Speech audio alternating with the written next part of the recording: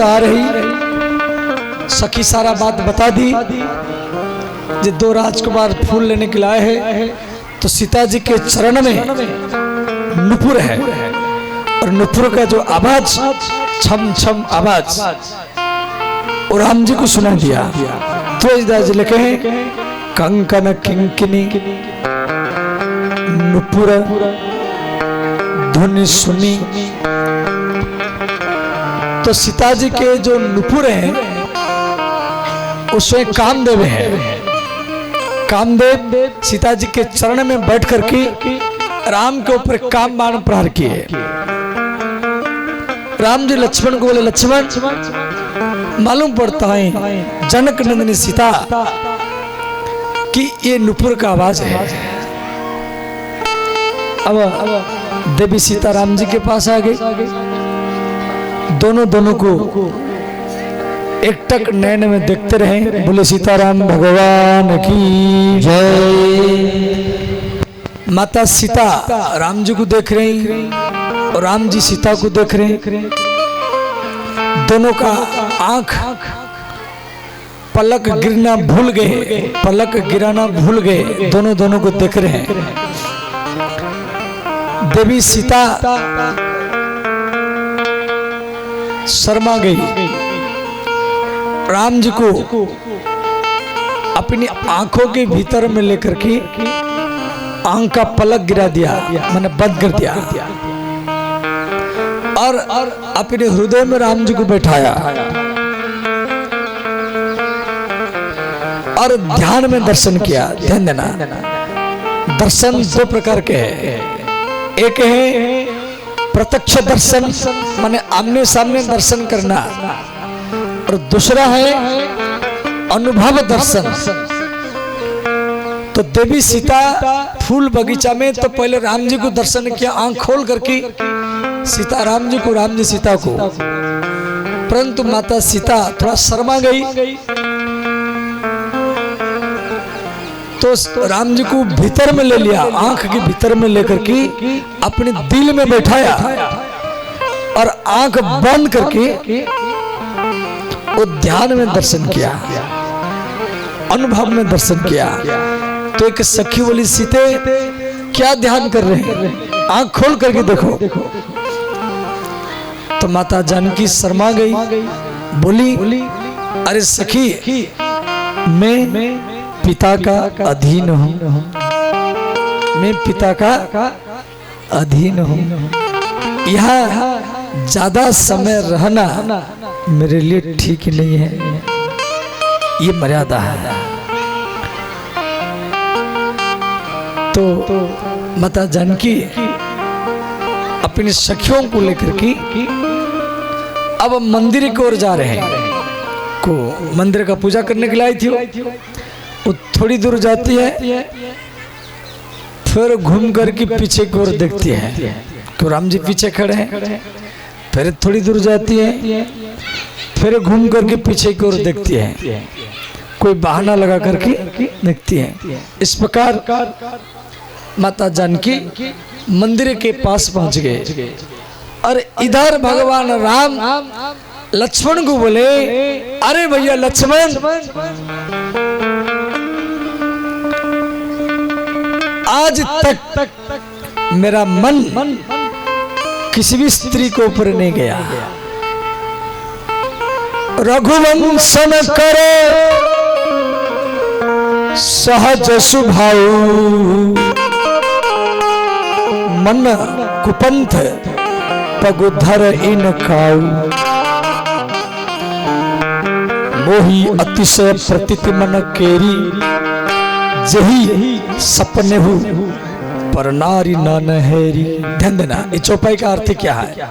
राम जी लक्ष्मण को कह रहे हैं, भैया लक्ष्मण, मोही अतिशय प्रतीति मन केरी, मुझे विश्वास है, प्रतीति माने विश्वास है, जही सपने हु, मैं सपने में भी पर नारी, दूसरी का स्त्री कभी मैं याद नहीं किया।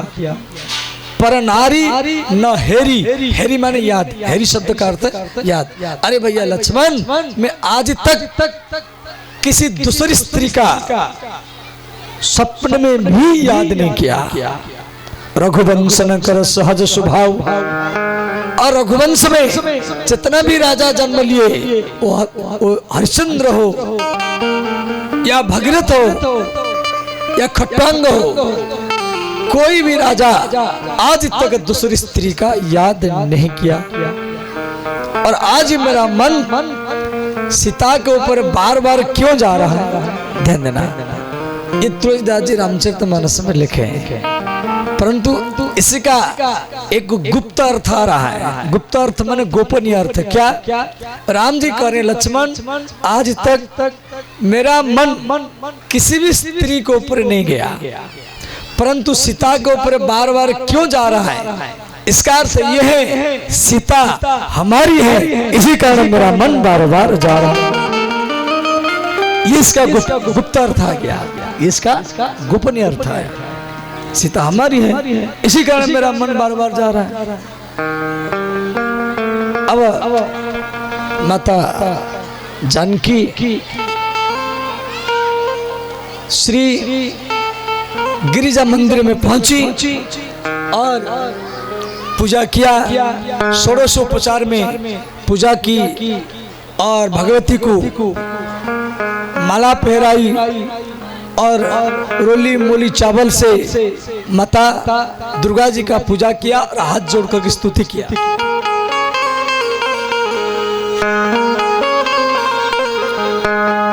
जय जय गिरिवर राज किशोरी, जय जय गिरिवर राज किशोरी, जय जय गिरिवर राज किशोरी, जय जय गिरिवर राज किशोरी,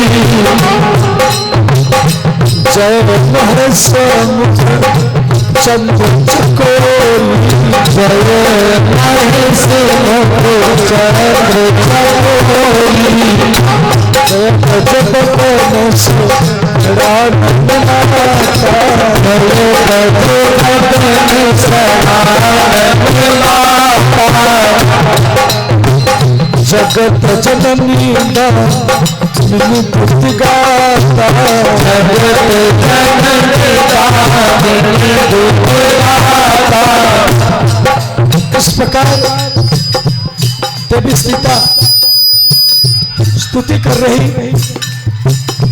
और उस समय भगवती के गला से माला टूट करके सीता जी के ऊपर गिरा। और हमारी सनातन धर्म में यदि कोई फूल गिरता है, मूर्ति से यदि कोई फूल गिरता है, वो मंगल माना जाता है। विनय प्रेम वश हरि भवानी, विनय प्रेम वश हरि भवानी, विनय प्रेम वश हरि भवानी, विनय प्रेम वश हरि भवानी, खसी माला मूरत मुस्कानी, हसी माल मूरत मुस्कानी, हसी माला मूरत मुस्कानी, हसी माल मूरत मुस्कानी, मंगल भवन मंगलहारी,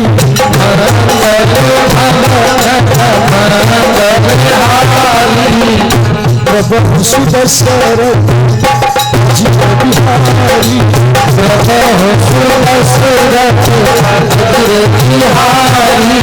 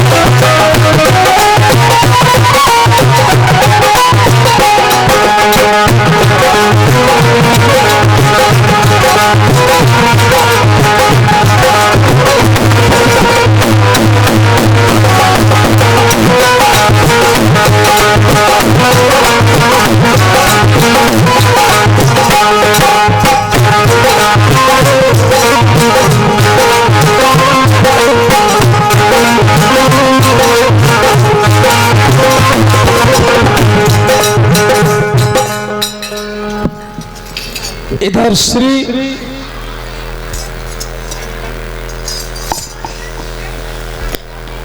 राम जी, राम लक्ष्मण दोनों भाई फूल लेकर के विश्वामित्र मुनि के पास आए और महाराज जनक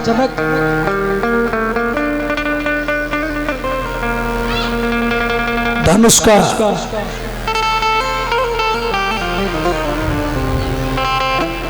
पूजा किए और सारा बड़े बड़े राजा महाराजा चारों तरफ से आए हैं धनुष को तोड़ने के लिए। सारा मिथिला को सजाया गया है। सारा पृथ्वी में जितना राजा महाराजा थे सब आए हैं। जनक महाराज शतानंद को बोले, शतानंद राम लक्ष्मण को और विश्वामित्र मुनि को लाके बैठाओ। तो राम लक्ष्मण जी विश्वामित्र मुनि आकर बैठे। शतानंद महाराज सखियों को बोले, सखियों देवी सीता को लाओ। तो देवी सीता को भी ला करके मंच में बैठा गया। सोहे नबल तनु सुंदर सारी, जगत जननी अतुलित छवि भारी। तो अब उस समय श्री जनक महाराज जी के जो पुरोहित माने पुरम हितम करोति इति पुरोहित, जो जजमान का हित करे, उसका नाम है शतानंद महाराज। शतानंद महाराज घोषणा किए जो मिथिला में आए हुए समस्त राजा महाराजा उन सबको मिथिला की ओर से बार बार स्वागत है। ये शिव जी का धनुष है और ये धनुष को भगवान महादेव अपना शिष्य परशुराम जी को देते। भगवान शिव ये धनुष को परशुराम जी को देते। जिस धनुष को लेकर के परशुराम जी संपूर्ण पृथ्वी को जीते और 21 बार अकेले, ना कोई सिपाही, ना कोई घोड़ा, ना कोई हाथी, ना कोई रथ, इसी धनुष से संपूर्ण पृथ्वी को 21 बार जीते। और वो धनुष को लेकर के श्री शिव जी के पास गए वापस देने के लिए। शिव जी बोले, परशुराम ये धनुष को या तो आप रावण को दे दो या राजा जनक जी को दे दो। तो परशुराम जी धनुष को लेकर के पहले लंका गए थे रावण को देने के लिए, परंतु रावण उस समय साधुओं के ऊपर अत्याचार कर रहा था, बहुत साधुओं को पकड़ करके मार रहा था। तो रावण के इस प्रकार स्वभाव को देख करके पहले तो रावण परशुराम जी को देख कर घबराया। परशुराम जी आए हैं तो रावण खड़ा हो गया, स्वागत किया। परशुराम जी बोले, रावण तेरा स्वागत मुझे स्वीकार नहीं है। यदि तू मेरा स्वागत करना चाहता है तो इन साधु समाज को छोड़ दो और ये धनुष में तुझे देने के लाया था, परंतु ये धनुष लाए के आप नहीं है। अब परशुराम जी क्या किए, साधुओं को लेकर के धनुष को लेकर के जनक जी के पास आए। तो राजा जनक परशुराम जी का स्वागत किया। तो परशुराम जी जनक जी को एक धनुष दिए, बोले ये धनुष का आप पूजा करना और इससे आपका बल बढ़ेगा, प्रतिष्ठा बढ़ेगा, धन बढ़ेगा। तो परशुराम जी के बात मान करके राजा जनक वो धनुष को डेली पूजा करते थे। नेपाल में धनुषा नाम का एक जिला है, ये धनुष के नाम पर नेपाल में एक जिला का नाम है धनुषा जिला। हम स्वयं गए हैं और देखे भी हैं, ध्यान देना। तो ये धनुष इतना वजनदार था, इसको कोई उठा नहीं सकता था। श्री जनक महाराज धनुष का तो पूजा डेली करते थे, परंतु कभी उसको उठा नहीं पाते थे। एक दिन जनक महाराज अपनी पत्नी महारानी सुनैना को बोले, जब महारानी मैं जा रहा हूं, ये धनुष का पूजा आप कर लेना। तो जनक जी की पत्नी सुनैना अपनी बेटी सीता को बोली, जी बेटी पिताजी बाहर गए हैं, आप जाओ धनुष का पूजा करके आओ। सीता उस समय सीता वो धनुष का पूजा करने के लिए गई। वो 6 साल की थी। तो देवी सीता देखा धनुष के नीचे बहुत कचड़ा दबा हुआ है, लार कचड़ा से वो दबा हुआ है। तो सीता ने क्या की, वो धनुष को ऐसे बाएं हाथ से उठाया और दूसरी जगह में लेकर के रख दिया, और धनुष के नीचे जो कचड़ा था, कचड़ा कूड़ा, उस सबको भर भर करके बाहर फेंक दिया। फिर गोबर लाई, गोबर से उस जगह को पुताई किया, लिपा पुताई किया। फिर देवी सीता वो धनुष को ला करके उसी जगह में रख दिया और फिर पूजा किया, आरती किया, चली गई। तो दूसरा दिन जब महाराज जनक वो धनुष का पूजा करने के लिए आए, तो जनक महाराज जी देखे जे धनुष के नीचे जो कचड़ा था, कूड़ा था, वो सब साफ हो गया है।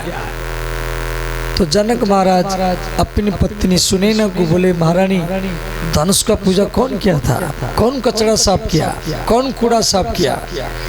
तो सुनैना बोली, महाराज बेटी सीता ने की है। तो महाराज जनक उसी दिन अपनी बेटी सीता को गोदी में लेकर की प्रतिज्ञा किए, जब मेरे बेटी सीता इसी धनुष को बाएं हाथ में उठाया है, ये धनुष को बाएं हाथ में उठाया है, अब ये धनुष को जो तोड़ देगा वही सीता का ही पति होगा। ये बात को सतानंद महाराज समाज के बीच में घोषणा किए। तो इधर क्या हुआ, उस समय वहां पर रावण और बानासुर भी आए जनकपुर वो धनुष को तोड़ने के लिए। रावण बानु माने बानासुर, महाभट्ट भारे देखी सरासन गबहु सिधारे। लंका से रावण भी आया जनकपुर, और पाताल से बाणासुर भी आया। वो धनुष को प्रणाम किए और चले गए, ये हम तोड़ नहीं सकते। अब राजा जनक का बात सुन करके जितना सब राजा महाराजा थे, परिकर बांधी उठे अकुलाई, चले इष्ट देवन सिरनाई। जितना राजा थे वो अपना अपना शरीर को गर्म किए। जैसे कोई पहलवान जो कुश्ती लड़ता है, तो कुश्ती लड़ने से पहले अपना शरीर को गर्म करता है, उठ बैठक लगाता है, दंड बैठक लगाता है। तो सब राजा लोग दंड बैठक लगाए, भाई धनुष उठाना है। अब एक एक राजा वो धनुष को उठाने के लिए प्रयत्न किए। धनुष को उठाने का बात छोड़ो, वो धनुष को कोई हिला भी नहीं पाए। पहले धनुष को हिलाएगा, फिर उठाएगा, फिर तोड़ेगा। जितना राजा थे, कोई पछाड़ खा कर गिर गया, कोई बेहोश हो गया, कोई उल्टी करने लगा, कोई मलमूत्र करने लगा, ऐसा स्थिति हो गया। सब राजा, कोई बेहोश हो गया, कोई उल्टी हो गया, कोई पछाड़ खा कर गया, कोई मलमूत्र करने लगा। अब इस प्रकार सब राजा महाराजा कोई भी उठा नहीं पाया। विश्वामित्र जी लिखे हैं, भूप सहस्र दश एक ही बारा। वंदना। बच्चे से बढ़ जाओ, जो बच्चे से हल्ला गुल्ला करते हैं सब बढ़ जाओ, या घर चले जाओ, घर चले जाओ, अच्छा है। कथा में आकर के हल्ला गुल्ला नहीं करे, इससे अच्छा घर में जाके बैठे दे देना। भूप सहस्र दश, ये चौपाई का अर्थ है एक एक साथ में सहस्र माने हजार, माने 10,000 राजा वो धनुष को उठाए। भूप, भूप माने राजा, थोड़ा ध्यान देना तो समझ में आएगा। भूप शब्द का अर्थ राजा, सहस्र, सहस्र माने हजार, 10, 10 माने 10,000। भूप सहस्र दश एक ही बारा, माने 10,000 राजा वो धनुष को एक साथ में उठाए। अब थोड़ा दिमाग लगाओ, तो 10,000 राजा वो धनुष को उठाते हैं तो धनुष कितना बड़ा लंबा होगा? धनुष तो भी लंबा होगा। आपके अकबरपुर में 10,000 आबादी होंगे, 10,000 तो आबादी होंगे अकबरपुर में, और पूरा अकबरपुर वालों को बुला करके अकबरपुर से लेकर के चौमाह तक खड़ा करो तो लाइन में खड़ा होंगे। अब धनुष इससे भी ज्यादा बड़ा होगा। भूप सहस्र दश एक ही बारा, लगी उठा बन टरई न टारा। फिर भी धनुष को हिला नहीं पाए, इतना वजन और इतना लंबा। तब डगई न शंभु सरासन कैसे। अब जनक महाराज देख करके रोने लगे। जनक महाराज सीता को देख करके रोने लगे। यदि मुझे मालूम होता जब पृथ्वी में कोई वीर नहीं है, सब हिंजड़ा है, तो ऐसा प्रतिज्ञा में कभी नहीं करता। अब तो मेरी बेटी सीता सदा सदा के लिए कुमारी बन करके रहेगी। इस प्रकार जनक महाराज सीता को देख कर रोने लगे। तो उस समय श्री लक्ष्मण जी राजा जनक जी को बोले, जनक सावधान, जिस राजसभा में सूर्यवंश का रघुवंश का कोई बालक हो, इस प्रकार अन्याय कभी बोलना नहीं चाहिए। ये धनुष किया, ऐसा 1000 धनुष में तोड़ चुका हूं। यदि मेरे भैया आदेश दे, अभी मैं ये धनुष को खेल खेल में तोड़ डालूंगा। अब राम जी देखो, वो धनुष को लक्ष्मण जी भी तोड़ सकते थे, तो राम जी लक्ष्मण को संकेत किए, बोले लक्ष्मण, राम जी संकेत किए, लक्ष्मण सावधान, धनुष आप मत तोड़ना, धनुष आप मत तोड़ना, धनुष हम तोड़ेंगे, आप यहाँ आओ और बैठ जाओ। राम जी संकेत किए, बोले नहीं, हाथ से संकेत किए क्यों राजसभा है, वरना वो धनुष को लक्ष्मण जी भी तोड़ देते। और राम जी संकेत किए तो लक्ष्मण जी आकर बैठ गए। अब विश्वामित्र मुनि राम को बोले, पुत्र राम,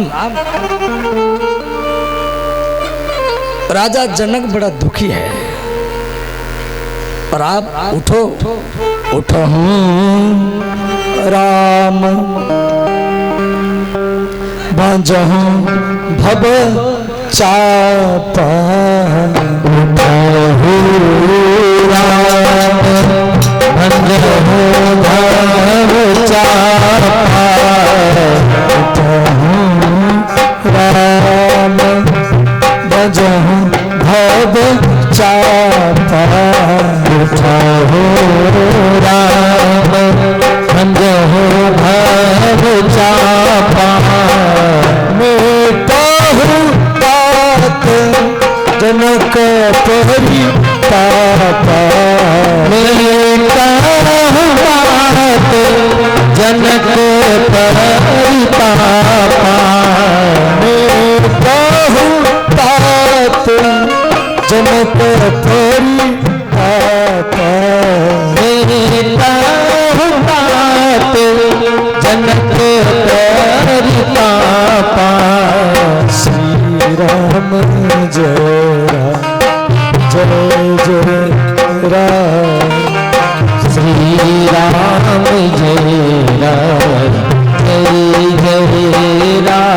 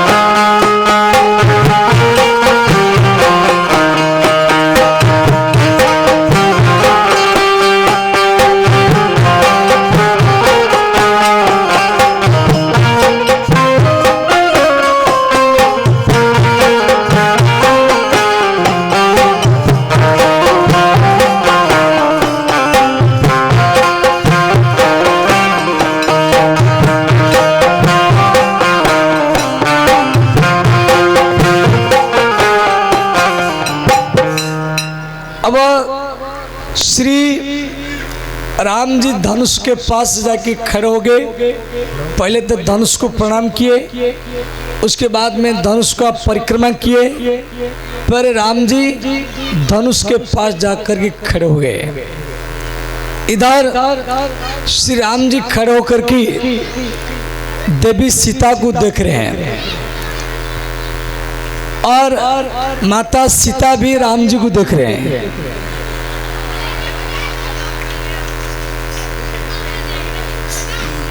श्री राम जी सीता को देख रहे हैं और सीता राम जी को देख रहे हैं, दोनों को देख रहे हैं।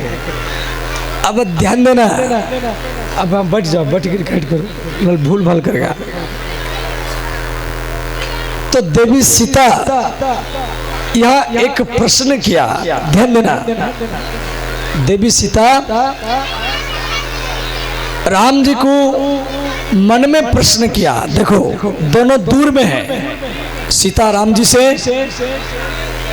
और राम जी सीता से, दोनों दूर है। तो बात कैसे करेंगे भाई? पहले मोबाइल था या आजकल मोबाइल है, मोबाइल से बात कर लेते हैं, परंतु उस समय तो मोबाइल नहीं था, तो बात कैसे करेंगे? तो माता जानकी मन में मानसिक वार्तालाप दोनों में हुआ। तुलसीदास जी लिखे हैं, मन ही मन मनाब अकुलानी, दोनों मन में मानसिक वार्तालाप किए, मन में बातचीत किए। जो जोगी लोग होते हैं वो मन में बात कर लेते हैं। तो माता जानकी बोली है, नाथ आप ये धनुष कैसे तोड़ेंगे? यदि आप फूल तोड़ रहे थे तो फूल तोड़ने में आप थक जाते थे और आपके ललाट में पसीना दिखाई दे रहा था, पसीना। तो फूल तोड़ने में आप थक जाते हैं, ये कठोर धनुष कैसे तोड़ेंगे? ये माता सीता प्रश्न किया मन में, माने मानसिक वार्तालाप। तो भगवान राम मन में उत्तर दिए, बोले सीते, फूल जो होता है वो कोमल होता है, फूल जो होता है वो कोमल होता है, और धनुष जो होता है वो कठोर होता है, अहंकारी होता है। कोमल वस्तु को मैं तोड़ नहीं पाऊंगा, कोमल वस्तु को तोड़ने में मैं थक जाऊंगा, परंतु किसी अहंकारी के अहंकार को मैं खेल खेल में ही तोड़ सकता हूं।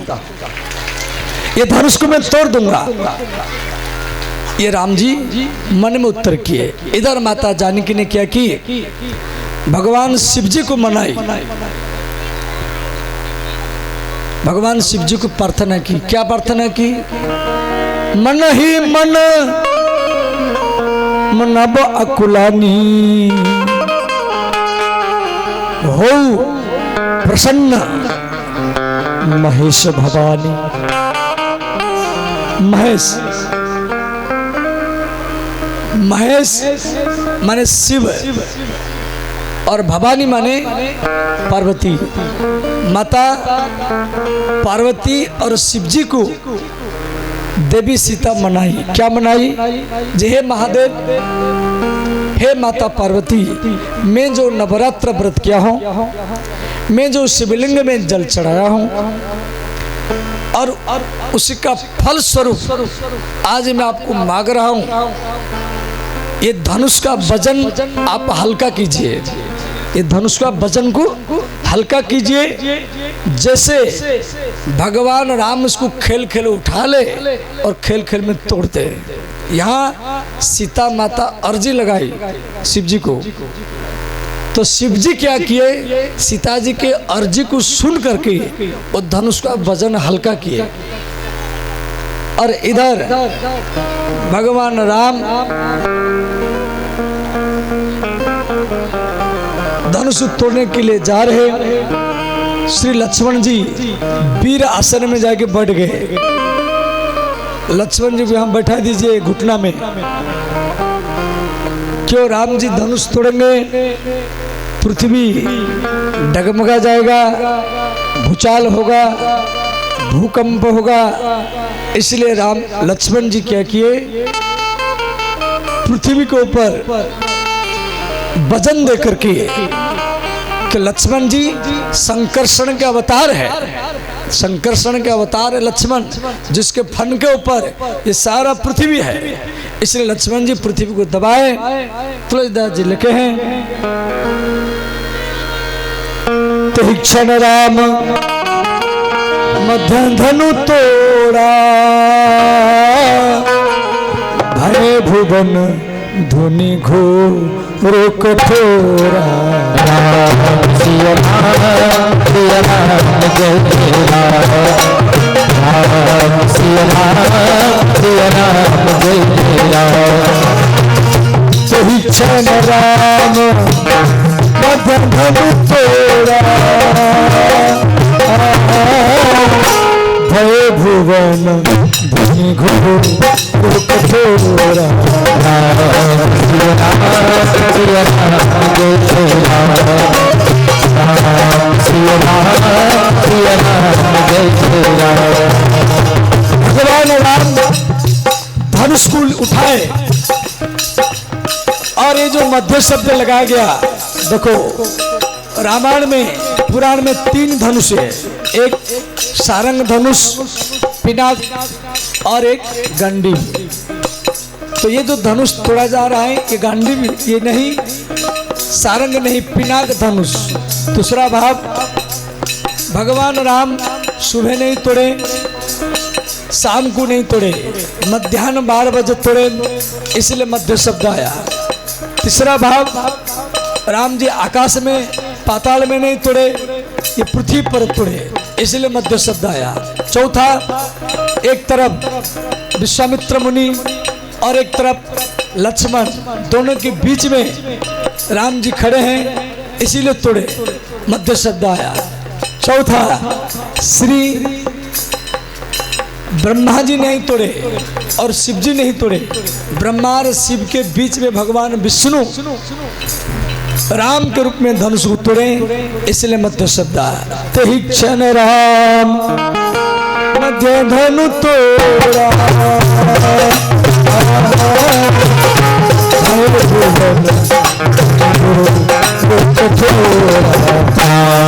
सिया राम सिया राम जय सिया राम सिया राम जय तेहि क्षण राम मध्य धनु तोड़ा,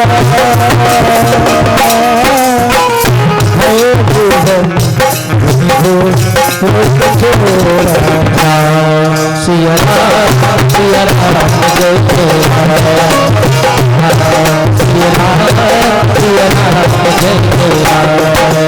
राम सिया राम सिया राम जय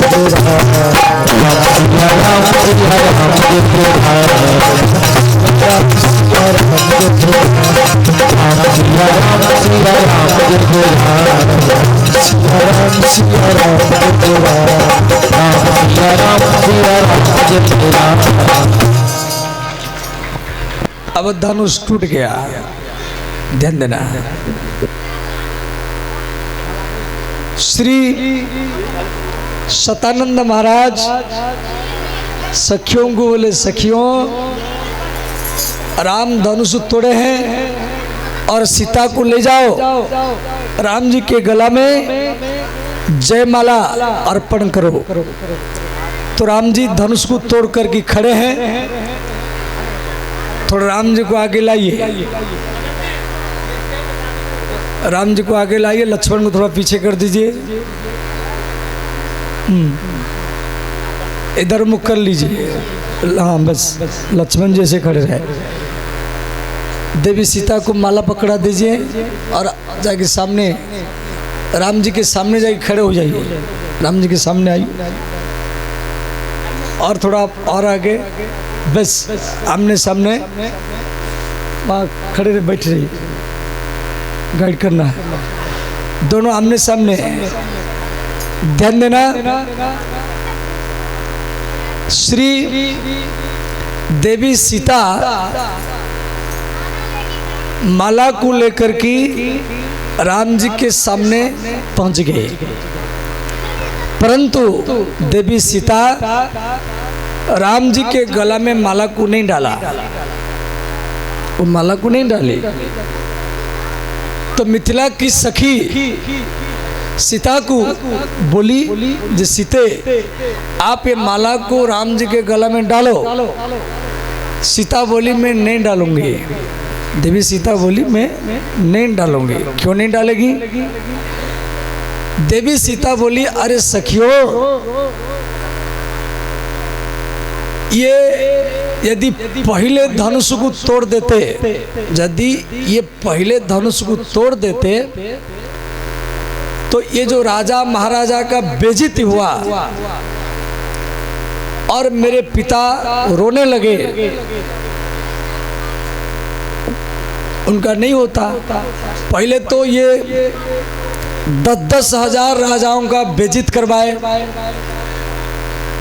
फिर मेरे पिता जनक जी को रुलाए, उसके बाद में जाके धनुष तोड़े। ये धनुष तोड़ने में विलंब किए हैं और हम माला पहराने में ही विलंब ही करेंगे। इसीलिए देवी सीता माला को नहीं पहराई। तो मिथिला की सखी बोली सीते आप ये हट छोड़ दो, राम जी के गला में माला पहराओ। अब देवी सीता हट को छोड़ करके जैसे राम जी के गला में माला को पहराती थी तो राम जी बार बार वो पंजे में वो खड़े हो जाते थे।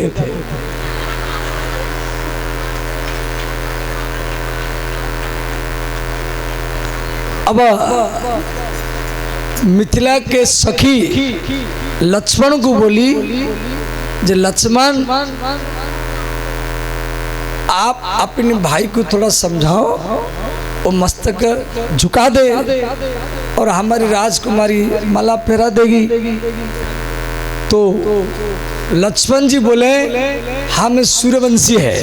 लक्ष्मण जी बोले हम सूर्यवंशी है, रघुवंशी है। हम आज तक किसी भी स्त्री के सामने कभी भी मस्तक नहीं झुकाया है। इच्छा हो तो शादी कराओ, वरना अपनी बेटी को ले जाओ। लक्ष्मण जी राम जी को बोले भैया मस्तक झुकाना नहीं है। अब मिथिला की सखी मन में सोची भाई ये बड़ा संकट आ गया, अब क्या किया जाए। मिथिला के सखियां लक्ष्मण को मनाई, हे लक्ष्मण कुमार अपने भैया को समझाओ थोड़ा मस्तक झुकाए, या आप एक काम करो, आप तो संकर्षण का अवतार है, आपके फन में संपूर्ण पृथ्वी है, तो जिस जगह में सीता खड़ी है वो जमीन को ऊंचा करो। तो लक्ष्मण जी बोले नहीं नहीं, दोनों सरकार आमने सामने खड़े हैं, यदि मैं पृथ्वी को उठाऊंगा तो दोनों एक साथ में उठेंगे, ऐसा नहीं होगा। तो लक्ष्मण जी बोले काम करो, मैं भैया को प्रणाम करूंगा, मैं भैया को प्रणाम करूंगा और मुझे उठाने के लिए मेरे भैया झुकेंगे, और उस समय आप अपने राजकुमारी को कह देना माला फेरा देगी।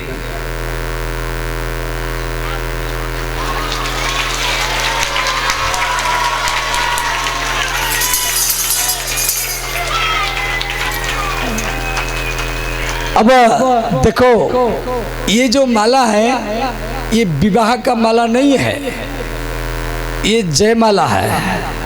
विवाह माला तभी होगा जब महाराज दशरथ अयोध्या से बाराती लेकर के आ जाए, समझिए। ऐसे में 2 मिनट के भीतर में सुना दे रहा हूँ कि मुझे बहुत समय लगेगा। 2 मिनट के भीतर में मैं सीताराम जी का विवाह करवा दे रहा हूँ, ध्यान देना। उसके बाद में परशुराम जी आए, उसके बाद में परशुराम जी आए, वो भयंकर क्रोध। अब परशुराम जी लक्ष्मण संवाद भी है, परशुराम जी को प्रणाम करते हुए आगे कथा को खींच रहे हैं। तो जनक महाराज नाई को भेजे, नाई वहाँ अयोध्या में पहुंचा, सारा अयोध्या में बात फैल गया जे राम जी धनुष तोड़े और अयोध्या से बाराती आएगा। तो सारा ऋषि मुनि देवता लोग तैयार हो गए अयोध्या से जनकपुर आने के लिए, परंतु बाराती दशरथ महाराज को प्रश्न किए, महाराज दूल्हा तो नहीं है। भाई दूल्हा के बिना बाराती किस बात का है, दूल्हा तो जनकपुर में है, हम बारात में नहीं जाएंगे। तो वशिष्ठ जी दशरथ को बोले राजन आप भरत और शत्रुघ्न को दूल्हा के रूप में तैयार करो। तो भरत जी बोले अपने पिता दशरथ को, जो पिताजी विवाह भैया का है, विवाह बड़े भैया राम जी का है, और मैं दूल्हा के रूप में जाऊं, क्या ये आपको अच्छा लगेगा? तो वशिष्ठ जी भरत को समझाए, बोले भरत महाराज जनक जी के 4 बेटी है, सीता, उर्मिला, मंडवी, सितकृति। तो श्री विश्वामित्र की तरफ से राम लक्ष्मण का शादी करवा जाएगा, और मेरे तरफ से मैं इनको निवेदन करूंगा उनके और जो 2 बेटी है मंडवी और सितकृति, उन दोनों का विवाह आपके साथ करवा जाएगा। तो भरत जी बोले ठीक है। तो भरत जी दूल्हा बन करके आए अयोध्या से। तब से ये प्रथा प्रचलित हो गया, जब बड़े भाई के शादी में छोटे भाई दूल्हा बनकर के भी जाता है। बड़ा भाई तो जाता है, छोटा भाई भी जाता है। आपके ब्रज में ये प्रथा है जिसको आप बोलते पच्चड़, पच्चड़ समझ जाते हैं। जैसे छोटे भाई दूल्हा बन के भी जाता है, यहाँ है या नहीं है मुझे मालूम नहीं, परंतु जनकपुर में है, ध्यान देना। तो ये प्रथा तब से प्रचलित हुआ। फिर बराती आया, सब मिले। अब श्री राम लक्ष्मण भरत शत्रुघ्न इन चारों भाई को दूल्हा रूप में विवाह मंडप में बैठा गया। इधर चारों बहन सीता, उर्मिला, मंडवी और सितकीर्ति, इन चारों को विवाह मंडप में लाया गया। तो जनकपुर का एक प्रथा है, ध्यान देना। श्री सतानंद महाराज राम जी को बोले, राम ये चारों बहन हैं, आप अपनी दुल्हन को कैसे ढूंढेंगे? सब घूंघट लगा रखे, सब घूंघट लगा रखे, आप अपनी दुल्हन को कैसे ढूंढेंगे? तो राम जी बोले, मैं सीता के चरणों को देखा हूँ, कंकन किंकिनी नुपुर ध्वनि सुनी, मैं चरण से पकड़ लूंगा इसमें सीता कौन है। तो राम जी चरण से सीता को पहचान लिए और सीता के ऊपर ऐसे फूल घुमाए और घूंघट खोले तो सीता ही थी। तो उसके बाद में भरत को पूछा गया, जब भरत आप अपनी दुल्हन को कैसे ढूंढेंगे?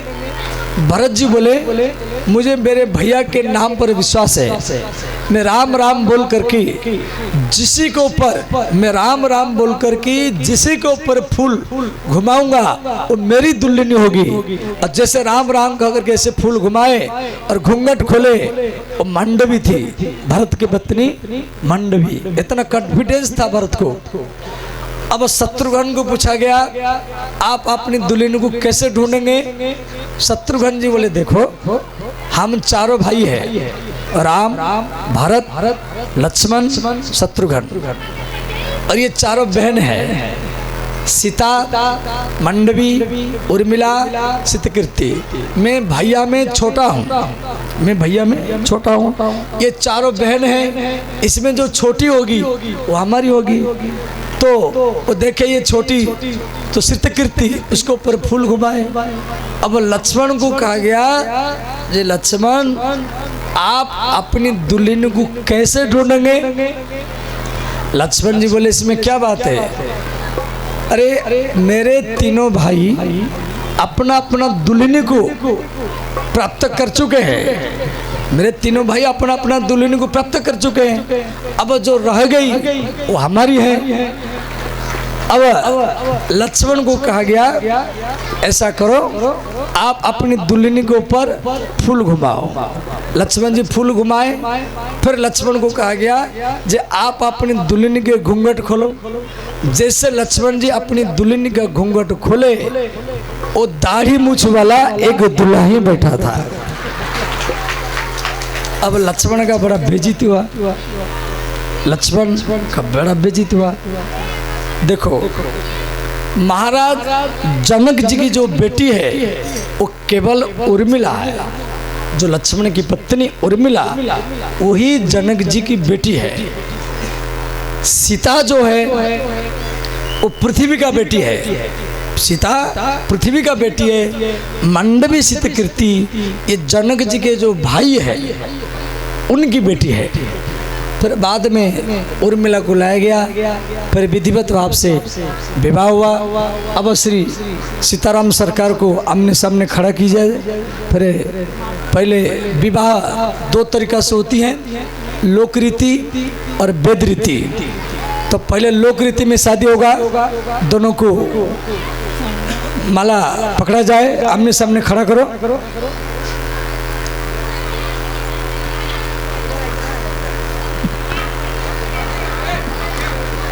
थोड़ा सखियों को पीछे करो।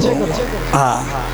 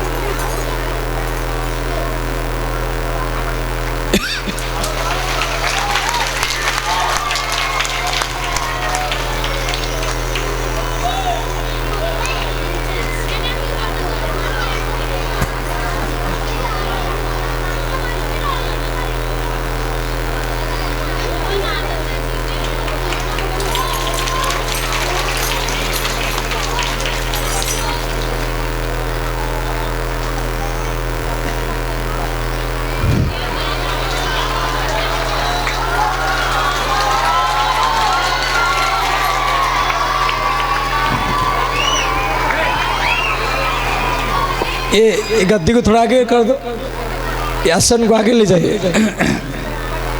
यहीं आगे कर दो।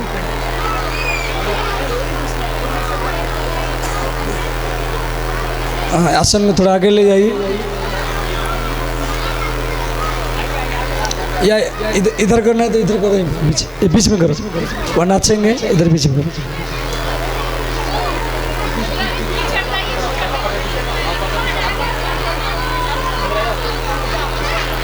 अब ये जो शादी था ये लोक रीति था, लोक रीति। अब वेद रीति में शादी होगा मंत्र के द्वारा, मंत्र के द्वारा अब शादी होगी।